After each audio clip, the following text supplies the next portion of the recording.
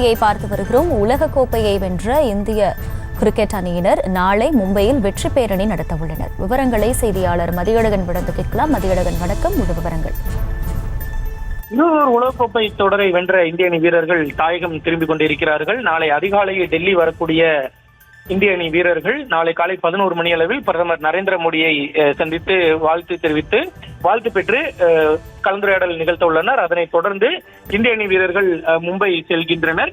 இது தொடர்பாக இந்திய அணியினுடைய கேப்டன் ரோஹித் சர்மா எக்ஸ் தளத்தில் பதிவு செய்திருக்கிறார். அதில் இந்த தருணத்தை உங்கள் அனைவரோடு பகிர்ந்து கொள்ள விரும்புவதாக அவர் தெரிவித்திருக்கிறார்.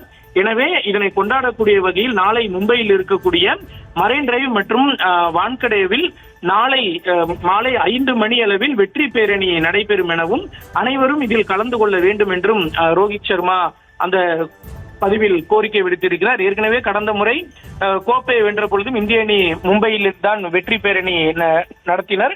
அதே போன்று இந்த முறையும் வெற்றி பேரணி நடைபெறும் என்றும் அதில் ரசிகர்கள் கலந்து கொள்ள வேண்டும் என இந்திய கிரிக்கெட் அணியினுடைய 20 ஓவர் இந்த உலகக்கோப்பை அணியில் இந்திய அணியினுடைய கேப்டனாக செயல்பட்ட ரோஹித் சர்மா இந்திய ரசிகர்களுக்கு அழைப்பு விடுத்திருக்கிறார்.